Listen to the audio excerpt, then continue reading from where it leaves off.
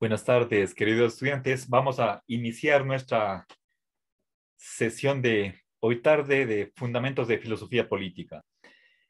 La última clase no pude terminar la segunda versión de la libertad liberal, ¿sí? Aquella que la concibe como no impedimento, ¿sí? A ver, Camila Dumas, un ratito. Sí, profe, buenas tardes. Y lo que pasa es que, bueno, como ustedes hemos estado viendo, lo que es el bien común y ahora la libertad. Entonces, bueno, yo por ahí encontré algo y no sé, quería, tal vez si pudiera brindar una explicación, por ejemplo, lo que decía Platón. Platón decía, las personas buenas no necesitan leyes para actuar de manera responsable, mientras que las malas encontrarán la manera eh, de evadirlas. Ya. A ver, gracias por compartir con nosotros esa idea. A ver, de hecho, en toda sociedad va a haber gente buena y mala, quienes necesitan de la amenaza de la ley o del aparato judicial para portarse bien, y otros que son más responsables, que por sí mismos tienen ese apego, ese respeto por las normas. A ver, lastimosamente creo que hay ese dos tipos de personas, y precisamente esa es una de las razones por las cuales necesitamos que la convivencia social esté regulada y que haya un poder, una autoridad que haga cumplir las normas y sobre todo sancione a quienes perjudican a los demás. Por supuesto, el sistema no es perfecto, se puede mejorar, de hecho, se ha progresado. Y bueno, decir que estoy de acuerdo con esa opinión de Platón. Mm. Precisamente la existencia de las leyes o también el hecho de que convivimos, formamos una comunidad. Y eso no significa simplemente vivir uno al lado del otro, sino que es mucho más. Hay que pensar en un fin común, y para eso se necesita coordinación, se necesitan normas. Bueno, eh, gracias por su participación, y si es que no quería hacer tal vez algún otro comentario, podría proseguir. No, profe, eso no me era. Muchas gracias. A usted, gracias, Edison. Muy amable. Perfecto, entonces, a ver, Evelyn, a ver, ya, a ver, usted pregunta por qué no hay libertad sin república. Eso es la posición 3.6. Ya, yo le pediría que me espere unos minutitos y muy pronto vamos hoy tarde mismo, sí, en esta sesión, vamos a responder, pero todavía estoy en la 3.5.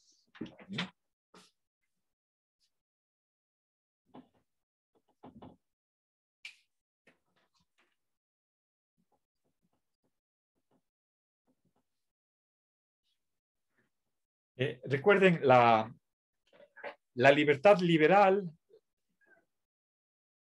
la he presentado en dos versiones.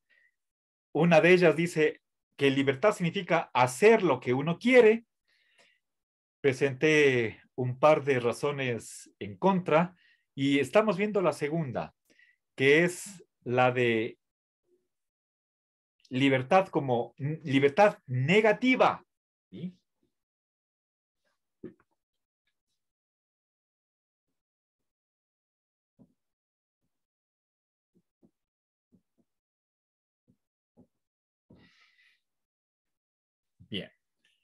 Entonces, a ver, espero que se vea el signo menos, ¿sí? Libertad negativa como no impedimento.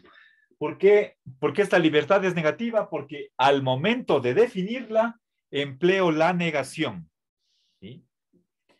Es simplemente que esa libertad está caracterizada por una ausencia, por una carencia de algo, ¿sí? Que no haya obstáculos o barreras para acceder a aquello que queremos ser, hacer o tener, ¿sí? Bien, les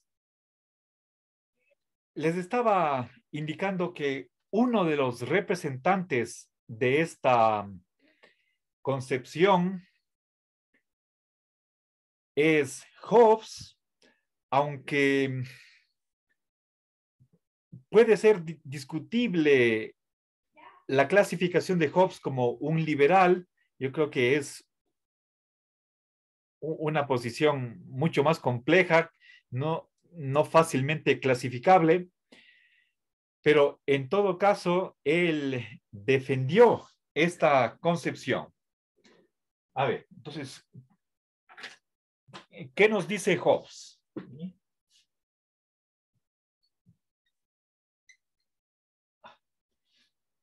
A ver, más bien pongamos acá.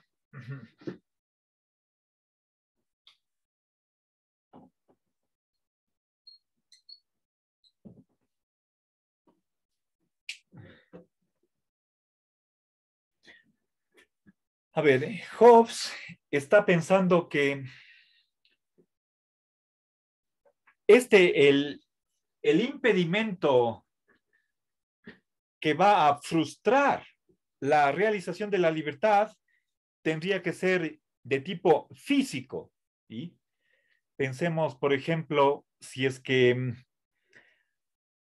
alguien nos pone una barra en la puerta o un candado y no podemos salir.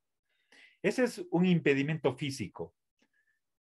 Para Hobbes, el impedimento es de esa naturaleza y que tiene que imposibilitar el movimiento, ¿sí?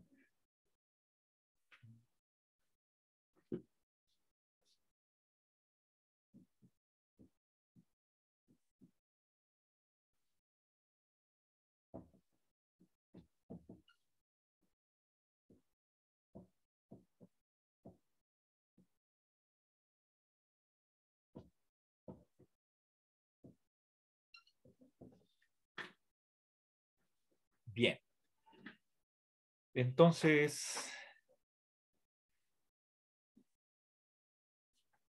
fíjense, esta descripción de en qué consiste la libertad es de tipo el físico, estamos hablando de cuerpos materiales, ¿sí?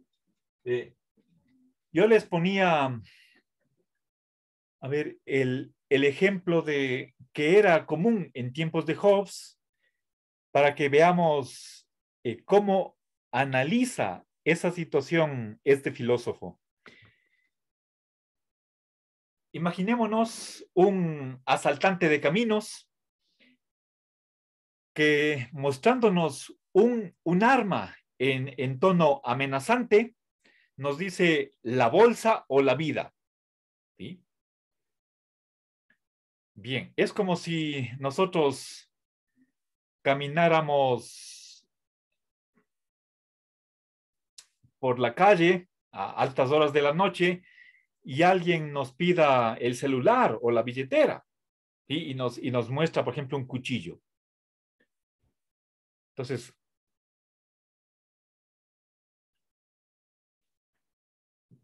¿cómo considera Hobbes esa situación? ¿Sí? Hay dos personas, el asaltante y la víctima. Ahora, a ver, pero si no estoy mal, el ejemplo no termina ahí, sino que Hobbes da su opinión acerca de de cómo terminaría esta historia.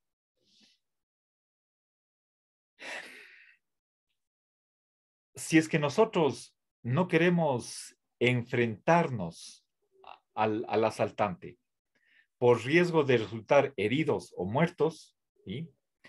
Lo que podríamos hacer es entregarle lo que nos está pidiendo. Y si no estoy mal, creo que Hobbes dice, nosotros entregaríamos, puede ser la billetera, puede ser el celular, lo haríamos voluntariamente, es decir, con gusto. Porque, o sea, ante la alternativa que nos pone, es como estar entre la espada y la pared, ¿sí? Entonces, sacamos la billetera y decimos, tenga, pero no me haga nada. Eh, no me mate. Entonces, más vale perder una cantidad de dinero antes que perder la vida. Entonces, si no estoy mal, el comentario que hace Hobbes es que en esa situación del asaltante que nos pide el dinero o nos mata, la víctima es libre. Para empezar, porque el asaltante está dando una elección, ¿sí? Y nosotros hemos visto que, a ver, exactamente era la versión 3.3, ¿sí? Era capacidad de elegir, libertad es capacidad de elegir. Me están dando dos opciones, ¿sí? Yo decido o, o doy el dinero o puedo perder la vida, ¿sí? Imagínense, yo conozco un profesor de educación física, el cinturón negro, karateca o judoka, de noche a eso de tal vez fue pasada las 10 de la noche, en el puente de los Sagrados Corazones, se topó con dos asaltantes y tenían un cuchillo, pero él, el joven, fornido, pensó que está capacitado como para repeler el ataque y se defendió. A la final salió herido, pero él hizo que los asaltantes huyeran. ¿Ya? Entonces, ese es según Hobbes, hay una opción. Quien quiere guardar su dinero, entonces arriesguese. Hay ahí dos vías que uno puede tomar. Ahora, incluso si es que, a ver, pero nos estamos imaginando que quien tiene el arma está frente a uno y simplemente hace la amenaza. O si quieres, presenta la alternativa, la bolsa o la vida. Tipo decir, a ver, entrégame tu billetera. Pero ahí no hay contacto físico. Solo me están amenazando. Para Hobbes sería diferente si es que, por ejemplo, alguien viene por atrás, me coge así del cuello y me pone la punta del cuchillo en la espalda o en la cintura. Ahí hay impedimento físico, me están inmovilizando. Pero obviamente un karateca, un judoka está preparado para esas situaciones e incluso ahí puede defenderse. ¿Sí? A ver, pero creo que con este par de ejemplos, ustedes comprenden por dónde va la posición de Hobbes. ¿Sí? O sea, él cree que el mundo es corpóreo, es materialista o corporealista, y la libertad sería como el fluir de un río. Si es que se altera el movimiento, entonces ahí estamos quitando la libertad. Entonces, para que nos quiten la libertad tiene que haber un impedimento de tipo físico. ¿Sí?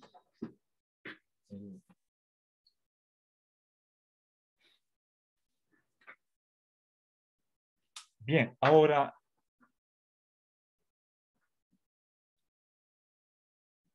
el otro autor, ese sí ya, a las claras, un liberal como es Locke, no estuvo de acuerdo con esta posición de Hobbes y por más que también esté a favor de una libertad negativa, no compartió con Hobbes este enfoque que podemos llamarle materialista,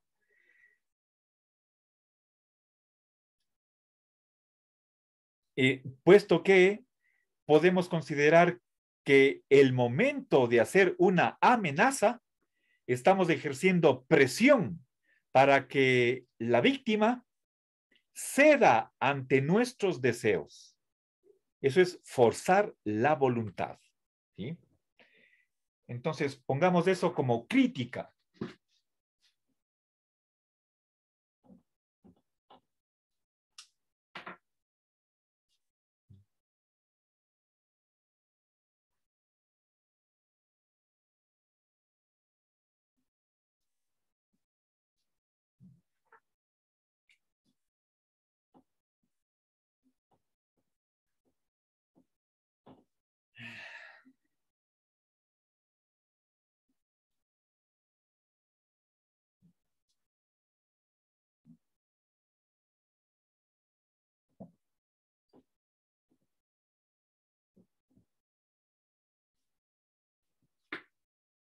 A ver, se supone que, verán, estamos hablando de libertad negativa, ¿sí?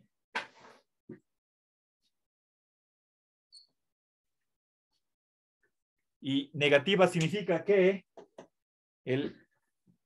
no haya fuerza, no haya coerción, no haya violencia, ¿sí? Que nos fuerce a nosotros a actuar en determinada dirección. Entonces, una amenaza sí constituye un impedimento. ¿Sí? Sí, nos están quitando la libertad. Por más que aparentemente nos dan a elegir, usted escoja qué quiere. ¿Quiere darme su billetera o aténgase a las consecuencias? Que puede ser pérdida de vida. ¿Qué elige? ¿Sí? Me están dando dos caminos, usted decide. Aunque en realidad hay ahí dos opciones, yo podría tomar una o la otra. El hecho es que un camino es mucho más difícil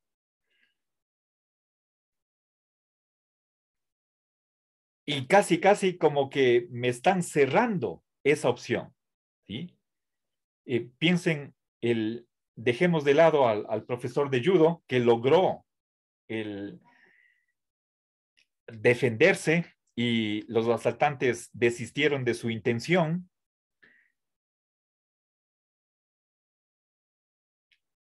El resto de personas, ante una amenaza de ese tipo, vamos a ceder.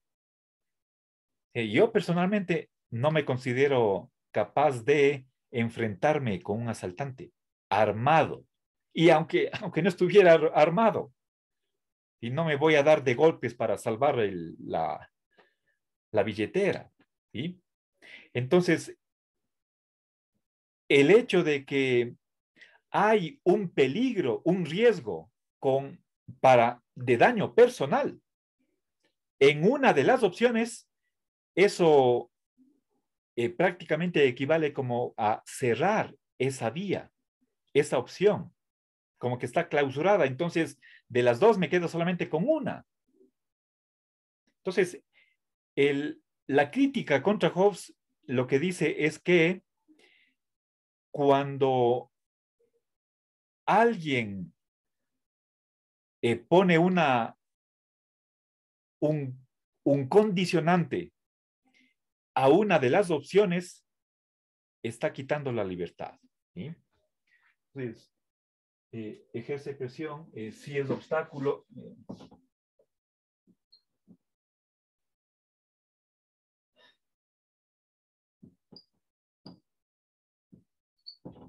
¿Sí? Piensen el otro ejemplo. Supongamos que un hijo o una hija quiere casarse con una persona que no es del agrado de los padres o del padre. Y estamos hablando de una persona, el hijo o hija es adulto,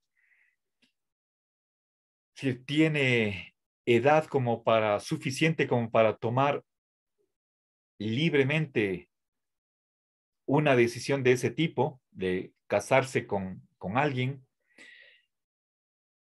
si es que el padre dijera, si te casas con esta persona, olvídate que eres mi hija o mi hijo. Entonces, esa es una amenaza. Le está diciendo que si se casa, entonces va a romper esa relación de padre a hijo. Le está poniendo ahí un condicionante, ¿sí? Y eso significa que la hija o hijo no puede escoger libremente, porque sobre una de las dos opciones está pesando esa amenaza que va a ser perjudicial. ¿Ya? Uno no quiere perder a su padre o a su madre, pero en caso de que toque hacer una elección entre o el padre o la pareja, bueno, ahí le toca a cada uno decidir.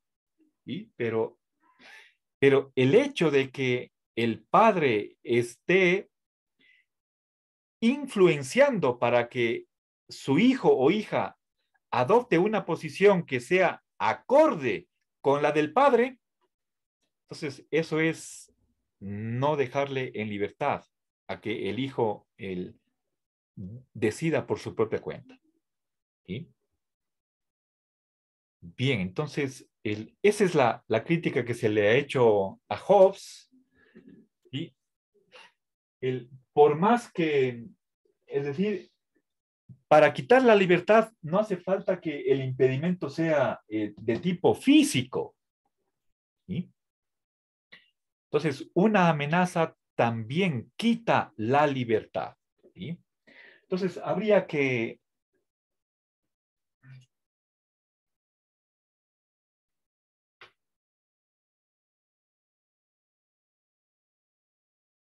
A ver, entonces, habría que ampliar un poco más o corregir, matizar la, la versión que da Hobbes. ¿Sí? El,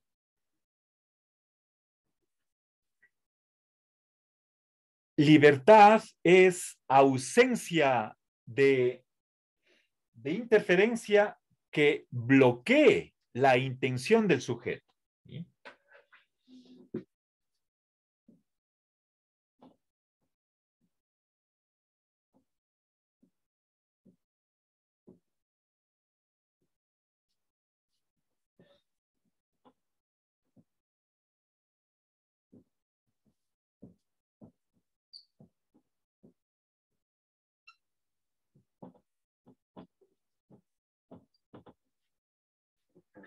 Bien. ¿Ya? Bien, entonces,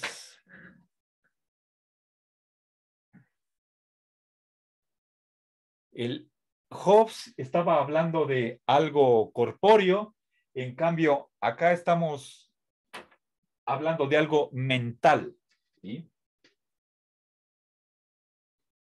se está tratando de desviar la voluntad en una dirección que desee la persona que amenaza.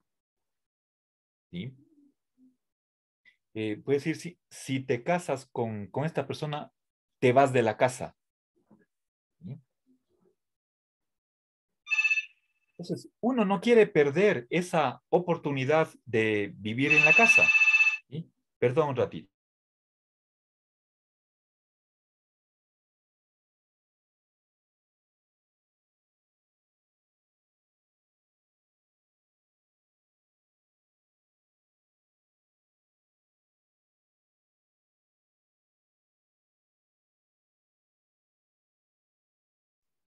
Disculpen. Bien, entonces, hay ahí un cambio de perspectiva, o si quieren ustedes corregir cómo se va a entender la libertad negativa. No simplemente los impedimentos tienen que ser de tipo físico, sino también de tipo mental o no físico. ¿Sí? Bien, el, el impedimento no solo va a constituir en frustrar movimientos físicos, sino también intenciones. Esa es la corrección que podemos hacer a esta propuesta de Hobbes. Bien. Ahora, para finalizar esta sección 3.5, les pongo yo ejemplos, o bueno, Leonardo y yo ponemos ejemplos de artículos en la Constitución donde creemos nosotros encontrar subyacente esta concepción negativa de la libertad liberal. Veamos, por ejemplo, el artículo 380 dice que el Estado no restringirá la independencia de los creadores artísticos y todavía de una manera muchísimo más importante para nuestro curso, el artículo 66.29, literal D, dice, nadie será impedido de hacer lo no prohibido. Esta es una formulación un tanto complicada, está así en la Constitución y obviamente detrás de la redacción tienen que haber estado juristas, es decir, gente experta en la Constitución, pero lo no prohibido, pero creo que podríamos nosotros entender esta formulación de una manera más sencilla, más simple. Lo no prohibido es lo que está permitido, lo lícito. Entonces, podríamos reformular ese principio. A ver, les voy a poner 66.29D.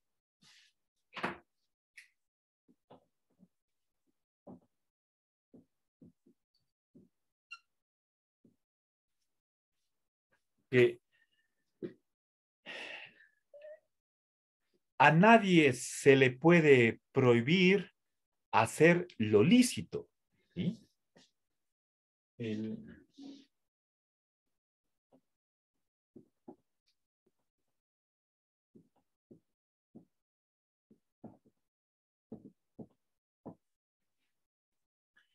Si la ley no prohíbe algo, eso quiere decir que la ley me está permitiendo hacer o tener o ser determinada cosa. Y por lo tanto, los demás tienen una determinada obligación de no quitarme esa posibilidad que me está dando la Constitución. ¿Sí? A ver, tengo aquí una pregunta. A ver, dice, profe, si se defiende el derecho a la vida, ¿por qué no también la eutanasia? Solo por curiosidad con relación a la libertad. A ver, pero mm, no veo tanto la relación. En todo caso, bueno, aquí está derecho a la vida y derecho a la eutanasia, son dos derechos diferentes. No creo que a partir del uno se pueda defender el otro. En todo caso, expliquemos, derecho a la eutanasia, a ver, es derecho a suspender voluntariamente la vida cuando una persona está desahuciada, es decir, está fatalmente enferma, pero la agonía es dolorosísima o, si quieren ustedes, insoportable, a veces a tal punto que uno tiene que estar sedado como para no sufrir. Si es que tuviéramos en esa situación de un enfermo terminal que está consciente, pero que sufre muchísimo,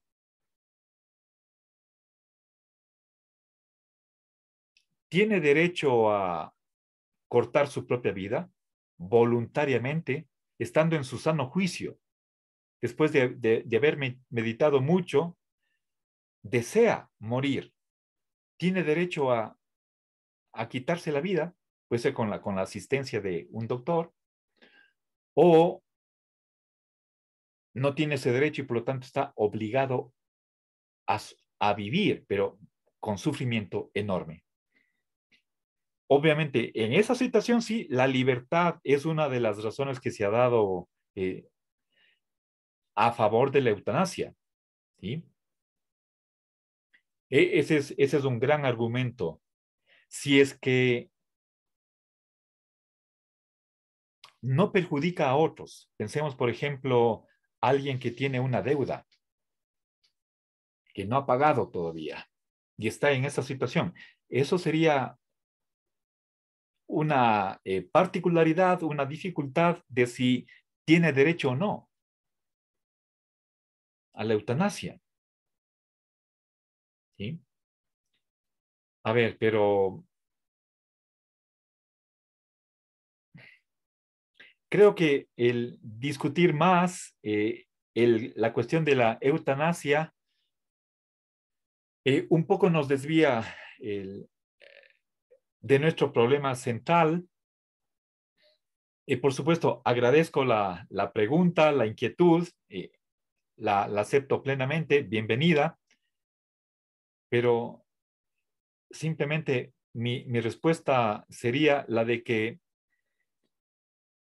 quienes están a favor de la eutanasia efectivamente han recurrido a la libertad como una razón a favor de que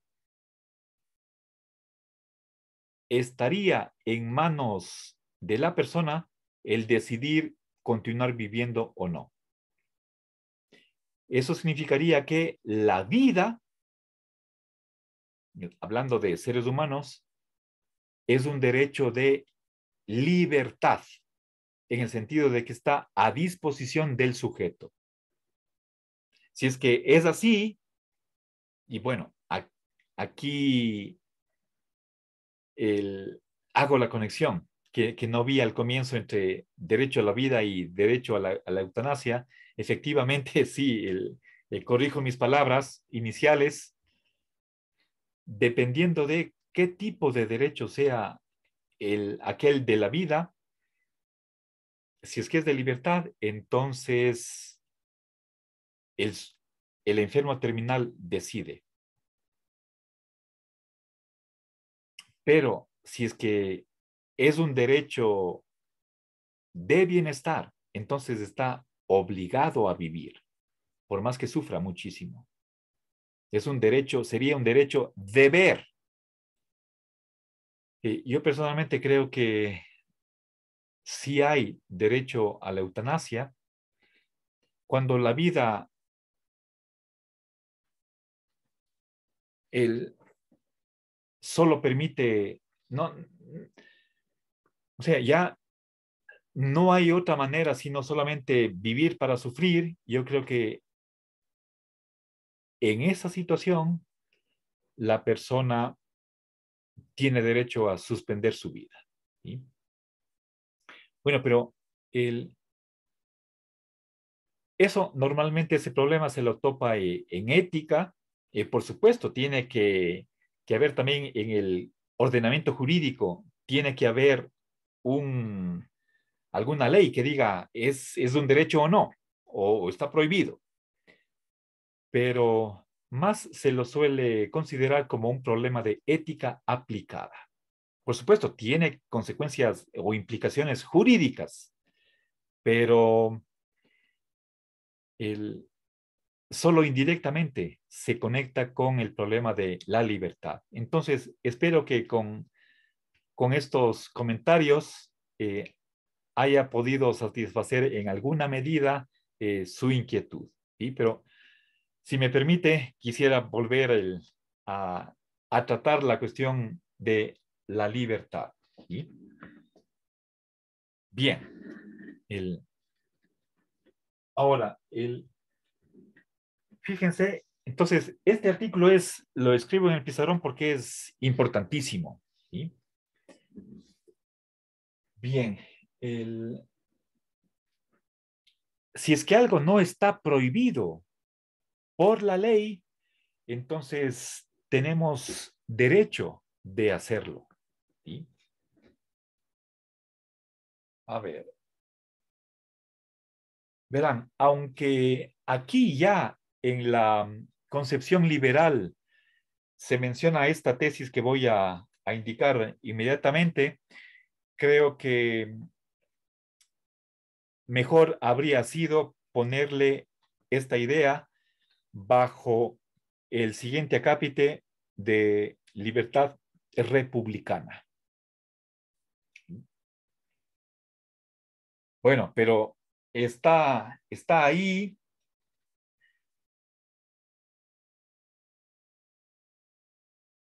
¿Sí? Y, a ver, creo que en este momento, y ya después de unos años de haber escrito este artículo, creo que mejor habría sido el pasar esa idea a la siguiente sección y por lo tanto en esta clase voy a hacer eso. Si es que, a ver, otro ejemplo de libertad negativa en, en la Constitución, a ver, son las libertades de expresión y asociación. ¿Sí? El Estado garantiza esas dos libertades y no simplemente sin tomar medidas para que no se interfieran, sino que debe hacer algo positivo para que se realicen esas libertades, como por ejemplo la de expresión. ¿Cómo puedo yo ejercer mi derecho de expresión? Podría ser, por ejemplo, a través de un medio de comunicación, de cualquier tipo, escrito, hablado o a través de la televisión o audiovisual. Para que se haga efectivo ese derecho, el Estado podría darme los medios que estén a mi alcance para ello. ¿Sí? Pero bueno, eso más está conectado con la sección 3.7, libertad positiva. ¿Sí? Entonces, el, a ver, no sé qué número, déjenme ver, revisemos en la página 182, no sé si está la cita de la Constitución, a ver, ¿qué artículo? El 182.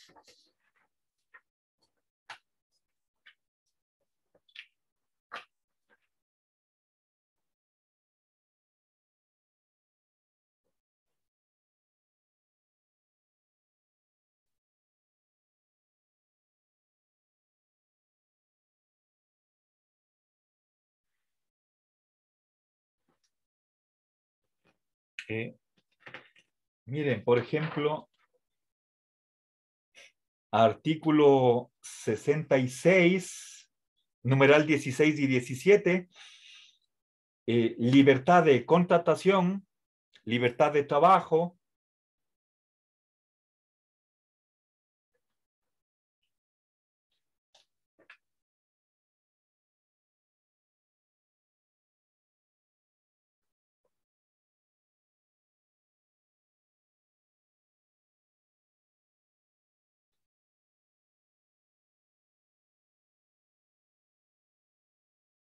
A ver, espérense, tengo a la mano la Constitución, veamos en el artículo 39.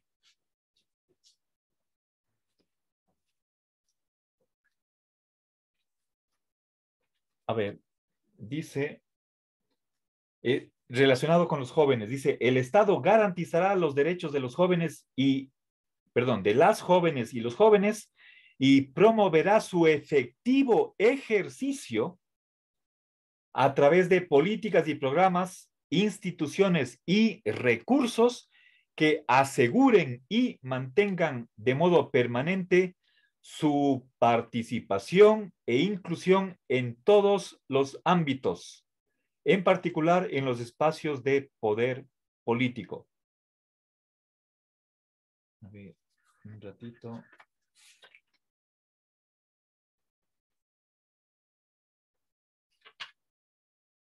Dice, el Estado reconocerá a las jóvenes, y los jóvenes como actores estratégicos del desarrollo del país y les garantizará la educación, salud, vivienda, recreación, deporte, tiempo libre, libertad de expresión y asociación. El Estado fomentará su incorporación al trabajo en condiciones justas y dignas, con énfasis en la capacitación, la garantía de acceso al primer empleo y la promoción de sus habilidades de emprendimiento. Entonces, no hay mayor explicación. Simplemente se mencionan libertad de expresión y asociación. Pero eso está en el segundo párrafo, el segundo inciso. Pero el primero es mucho más fuerte, es libertad positiva. Entonces, bueno, creo que más bien por inadvertidamente creo que hemos colocado ejemplo de libertad de expresión y asociación como libertad negativa en el sentido de que el Estado simplemente no debería interferir, ¿sí? Para que las personas se junten como quieran. ¿Sí? Más abajo sí dice, a ver,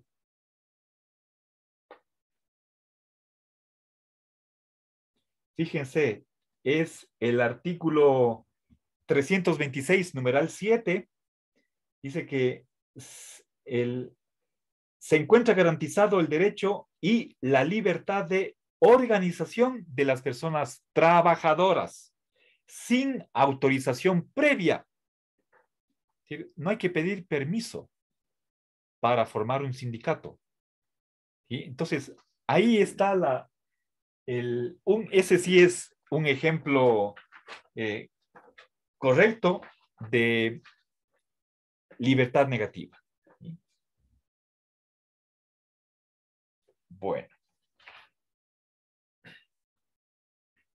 Avancemos a la sección 3.6, pero creo que este es el momento apropiado para hacer aquí una pausa.